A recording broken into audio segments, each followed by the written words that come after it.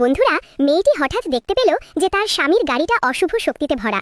তাই সে স্বামীকে গাড়িতে উঠতে বাধা দেয়।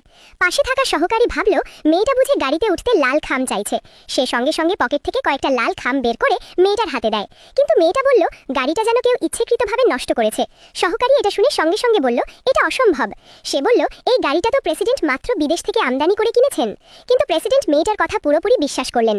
পরের মুহূর্তেই তিনি ড্রাইভারকে দ্রুত গাড়ি পরীক্ষা করতে বললেন। অপ্রত্যাশিতভাবে পরীক্ষা করার পর ড্রাইভার সত্যিই দেখতে পেল গাড়ির ব্রেকের তার কেটে দেওয়া হয়েছে।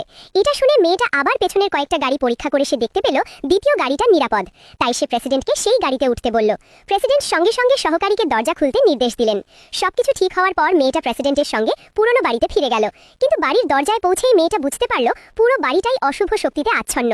আর এর সঙ্গে প্রেসিডেন্টের অসুস্থতার গভীর সম্পর্ক রয়েছে। তাই সে সঙ্গে সঙ্গে প্রেসিডেন্টকে জানাল এই বাড়িতে থাকা যাবে না। প্রেসিডেন্ট তা শুনে মেয়েটাকে ভেতরে গিয়ে একবার দেখে নিতে বললেন কোনো প্রতিকার আছে কিনা। মেয়েটা সঙ্গে সঙ্গেই রাজি হয়ে গেল। কিন্তু যখন সে শ্মশান ঘরের সামনে পৌঁছলো তখন সে অবাক হয়ে গেল